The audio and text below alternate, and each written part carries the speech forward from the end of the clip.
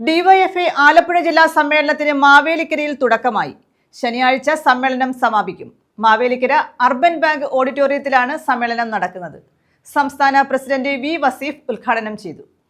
സമ്മേളന നഗറിലേക്കുള്ള പതാക ചാരുമൂട് കരിമുളയ്ക്കലുള്ള ജി ഭുവനേശ്വരന്റെ രക്തസാക്ഷി മണ്ഡപത്തിൽ നിന്നും, കൊടിമരം ചുനക്കരയിലെ സുരേഷിന്റെ രക്തസാക്ഷി മണ്ഡപത്തിൽ നിന്നും, ദീപശിഖ കുറത്തിക്കാട്ട് അജിത്തിന്റെ രക്തസാക്ഷി മണ്ഡപത്തിൽ നിന്നും സമ്മേളന നഗറിൽ എത്തിച്ചു.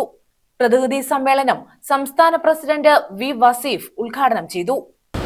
ഞങ്ങൾ ആലോചിക്കുന്നത് എങ്ങനെയാണ് നമ്മുടെ രാജ്യത്തെ യുവജനങ്ങളെ ഈ മുതലാളിത്ത സാമ്രാജ്യത്വ വിരുദ്ധ ചേരിയിൽ അണിനിരത്തുക എന്നതാണ്.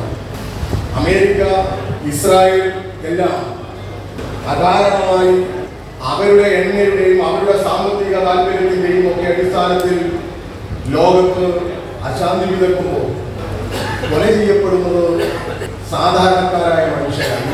ജില്ലാ പ്രസിഡന്റ് എസ് സുരേഷ് കുമാർ അധ്യക്ഷത വഹിച്ചു.